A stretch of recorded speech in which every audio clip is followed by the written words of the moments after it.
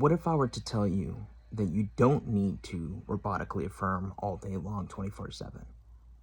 Now, many of you guys would hear that and be like, whoa, I don't have to robotically affirm 24/7. I don't have to visualize till I'm blue in the face, right? Because you don't got to do that either. I don't have to engage with all of these different techniques every single day, every single minute, every single moment. Definitely not. See, you've always been manifesting. You manifested every single little thing down to a T that you've ever experienced in your life from the beginning, from the very beginning, okay? Ever since you were a small newborn, infant, etc. You weren't doing all of these different things to achieve the results. You were just going about your life, living from the end naturally, either involving what you want or what you don't want, and then experiencing either what you want or what you don't want.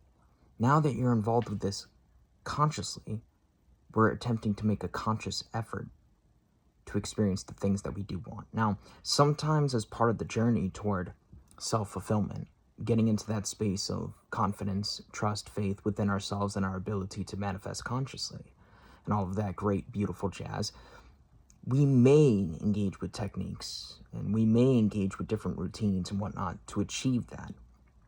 And then once you're on that level, you don't really feel the need to do all of these different things. Now, I always say everybody has a starting point and a continuation point. Now, if you're just starting off, if you have a lot of doubt, if you have a lot of fear and whatnot, then yeah, you would benefit from getting yourself involved with a series of routines and maybe falling back on a couple of techniques to get yourself into that healthy space. And then when you're at that level of in-depth trust, faith, confidence, and everything between, you realize you don't need to engage with these things. But that's what it is at the end of the day. Doing these things without involving yourself with the mentality of, I have to do this to get something, that's the key, right? You do want to avoid that. You want to disperse that. We're not doing this from this mentality of, I'm doing this to get this. We're doing this from a calm and relaxed space of knowing, trust, faith, certainty in some way, shape, or form. And that starts with a choice. Trust starts with a choice. Faith starts with a choice. And everything in between. Much love.